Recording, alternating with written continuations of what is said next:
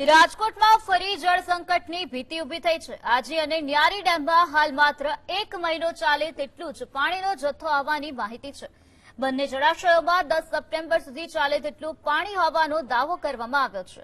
રાજ્ય સરકાર પાસે 4000 MCFT પાણીની માંગ કરાઈ છે।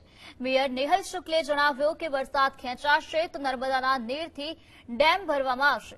આ સાથે જ લોકોને પાણીનો કરકસરપૂર્વક ઉપયોગ કરવા અપીલ કરવામાં આવી। રાજકોટમાં 1 મહિનો ચાલે એટલો પર્યાપ્ત પાણીનો સ્ટોક આપણા જળાશયોમાં ઉપલબ્ધ છે। હાલ કોઈ જળ સંકટ આવે એવી પરિસ્થિતિ નથી અને રાજ્ય સરકાર પાસે ચોમાસું ચાલુ છે, સારો વરસાદ આવશે એવી આશા છે। તેમ છતાં પણ એક પ્લાનિંગના ભાગરૂપે કે માનો કે ચોમાસું ખેંચાય તો 2100 MCFT પાણી એ આજી